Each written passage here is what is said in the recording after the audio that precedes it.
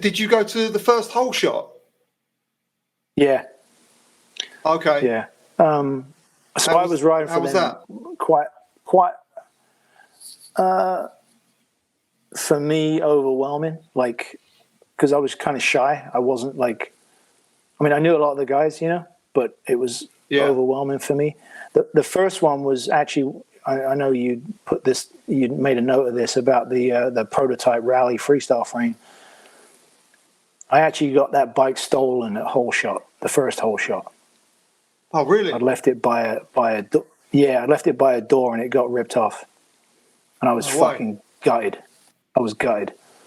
I was like stressing because I thought they'd be mad at me or whatever. And I kind of quit riding for a little bit after that, like for about 8 months, a year maybe. Okay. But yeah.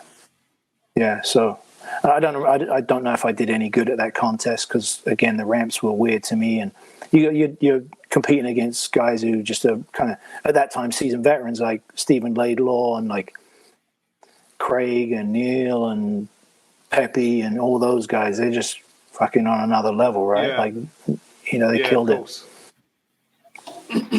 I mean, they knew how to put like a run together, like and yeah.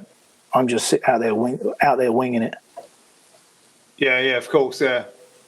I didn't go to the first one. Yeah. It always looks. I'd like to see video footage of it. It always looks like eventful. It wasn't really Holeshot then either. Remember, it was British champs or something like freestyle championships or something. Yeah. So, but I remember Andy getting in. Obviously Andy was smart with promoting shit, and so having Holeshot was good for him. Yeah. The events got I'd say they must have got better from that one. Can you remember who? Yeah. What the Raleigh freestyle bike? Like, who designed that? Did they just do that themselves?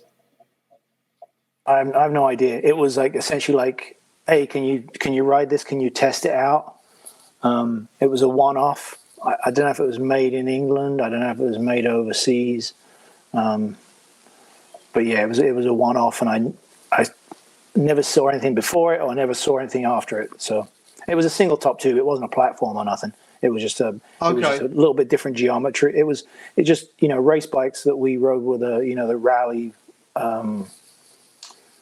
team, fucking called, wasn't it? Pro Burner team. Yeah. And it was a race frame. Yeah. It was aerodynamic. It was kind of choppered. It was geometry. It was all over the place. But you kind of just rode we didn't know any different, so we just rode it. But so when the freestyle frame came along, it was like it felt a little more comfortable because the geometry had been a little more refined. It wasn't great, but it was refined. Yeah. And so then you're on Raleigh and they add to the team, right?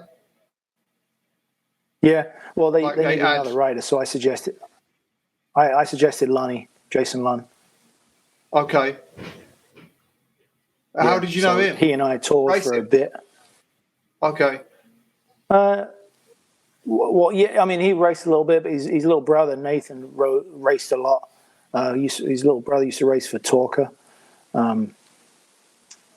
Somewhere down the line, I hung out at Jason's house, and he had a quarter pipe in the driveway, and I'd seen him elsewhere, somewhere like with Tony McKenzie and Damon Nicholls and those guys. Maybe those guys used to hang out a lot, and I'd seen him ride, and I was like, I just thought he was young, he was pushing it, and I thought he would be a good addition. He was someone I got along with, All right.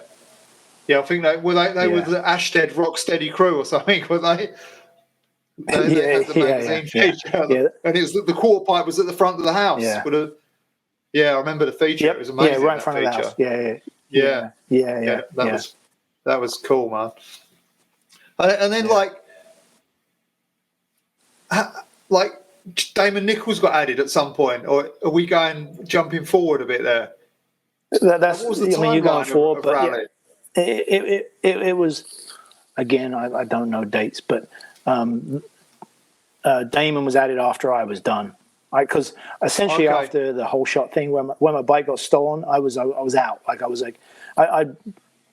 Raleigh for me was it was new and exciting, but I didn't really enjoy it as much as I thought I might. Like being on the road and having to do road trips, and like we would go all around England and go to Ireland and stuff. I remember going to Northern Ireland during a pretty bad time, and we did shows at a rally shop, and kids are throwing stones at us. And it was me and Andy and Jason. Yeah, it was pretty gnarly. Like Andy was super pro, and like it was always autograph sessions with him because he was, Andy Ruffle.